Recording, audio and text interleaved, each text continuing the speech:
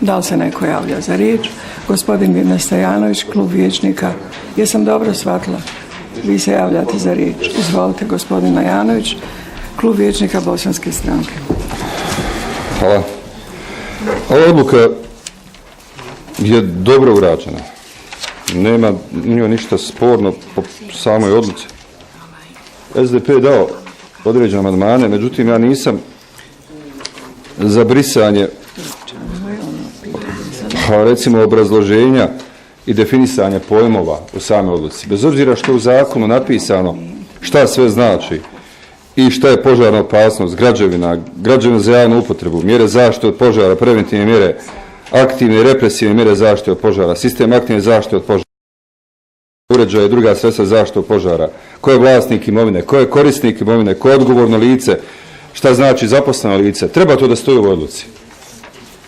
Nemamo situaciju da svi imaju priliku da imaju i prateći zakon. Koliko puta je nama došlo na vijeće da mi nemamo kao vijeće osnovni zakon, a vršimo izmjenu određenih odredbi naše odluke koje ima zakonsku snagu. Ili recimo na drugim parlamentima kada se raspravlja zakon. A mora se dostaviti i uvijek je potrebno da imamo. Jer apsolutno je da sad svako traži, svaki put opterećuje dodatno službe, dajete nam zakone, svako posebno dolazi do službi i zato se pokazalo kao osnovanim kada vijećnik, poslanik priprema se za materijal, odnosno na sjednicu, priprema isti taj materijal, da ima i kada se pravi izmjene osnovi zakon. Ovdje mislim da ostali amandmani mogu proći, što se nas tiče mi ćemo dati podršku, ali ovaj prvi je nepotreban, neka stoji, nikoga neće opteretiti jedna stranica više u odluci koja nije niti prevelika. Radi se o relativno velikom broju članova, uslovno rečeno 53, ali su kratke odredbe i vrlo precizne i jasne. I uzevši u obzir ovo obrazloženje, odnosno definisanje pojmova, onda je mnogo jasnija i sama odluka i svima koji budu primjenjivali istu, bit će mnogo jednostavnije da se pripreme, odnosno rade svoj dio obaveze ili da znaju kakva su im prava. Ono što nije dobro, ne u ovoj odluci, nego za ovu tačku dnevnog reda, jeste ono što je sačinjeno u izvještaju. Služba je za civilne zaštite uradila korektan posao u smislu da nas je izvijestila šta su radili, ali i šta nisu radili. Vi ovdje imate u izvještaju napisano da su oni proveli javnu raspravu i da su dobili sugestije, pa možemo reći od brojnih mjesnih zajednica. Kada bi čitao Tušan, Kreka, Solana, Mramor, Braške, Husno, Kiseljak, Slatina, Brčanska, Malta, Grabovica, Novi Grad, lakše je bilo reći šta i koja mjesna zajednica nije reagovala. Gotovo su sve mjesne zajednice reagovale, dale sugestije. Zašto nemamo mi te sugestije? Što je bilo problem da se bar klubovima, to nije nekakav veliki niti materijal, dostave sugestije da bi mi imali priliku da vidimo šta su to sve građani smatrali potrebnim da se u odluci promijeni. Nismo mi najpametniji, mi vijećnici.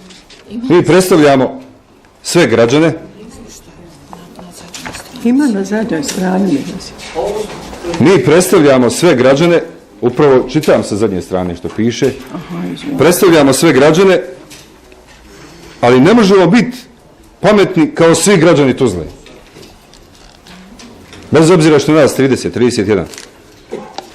Imamo koliko? 180, 200.000 ljudi u Tuzli i vrlo je bitno koristiti sve ono što su oni uložili kao trud, svoju pamet ukazali, pročitali, pripremili.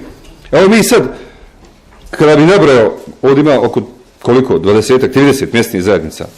Mi smo dobili ovdje samo obrazloženje 9 mjesnih zajednica. Što je sa ostalim? Kažu ovako. Nije bilo primjedbe. Pod tačka 3. Mjesna zajednica Mosnik i Majdan dostavili su, citiram, iste primjedbe, sugestije, predloge, od kojih su prihvaćene sljedeće, A, B, C, a koje to ostale nisu prihvaćene. Ne piše da su prihvaćene sve. Što je sa ostalim? Koje ostale primjedbe nisu prihvaćene? Ajde, izvolite, predlagač nek izađe ne kaže. Ili nije dobro napisano? Ako predlagač nije znao napisati, to je opet problem. Što će nam informacija, primjedbe, sugestije, prijedloge od kojih su prihvaćene sljedeće? Trebalo ponoviti, gospodi iz SDP-a, koji se bune, kažu ima sve. Je li to ima sve? Nema sve. Pa jesu, mislim, možda su htjeli pomoći, ali ne pomažu. Da su pročitali materijal kako treba, ne bi pomagali na pogrešan način. Dalje. Imamo pod 4, mjesna zajednica Doka. I pod 5, evo Jela. Primjedbe također od kojih su sljedeće prihvaćene. Jel to znači sve su prihvaćene ili neke nisu prihvaćene? Ja ne znam. Kao vijećnik ne znam. Mjesna zajednica Kreka. Dostavlja primjedbe od kojih su sljedeće prihvaćene. Pod A i B i C. Jel to sve ili neke imaju koje nisu? Ja opet ne znam. Po ovome kako piše, a čitamo kako piše, postoje i primjedbe koje nisu prihvaćene, a nama nisu dostavljene da mi možemo raspravljati o njima. Zašto?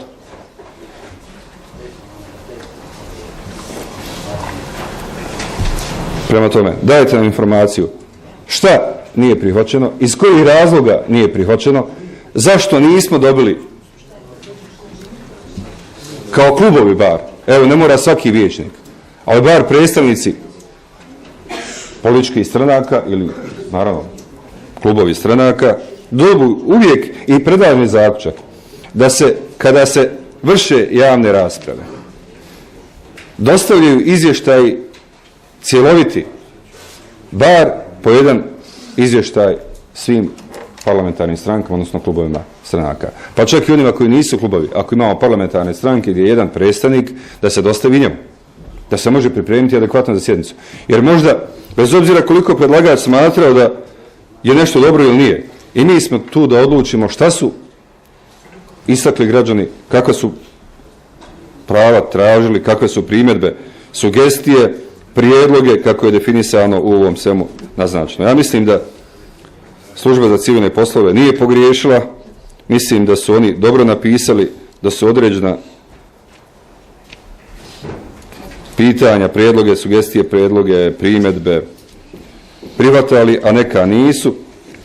Možda je sada teško i prezentirati ono što nije prihvaćeno, možda nije pripremljeno od strane službe, ali evo bar za sljedeći put u svim sličnim situacijama da se usvoji zaključak i da tražimo da se dostavi po jedan izvještaj i time bi mi skratili evo ovakvu vrstu rasprave. Imali bi još jednu mogućnost da i mi recimo i na osnovu svih tih prijedloga možemo dostavljati određene amandmane na razne tačke koje će biti pred nama u cilju njihovog usvajanja u najboljem obliku.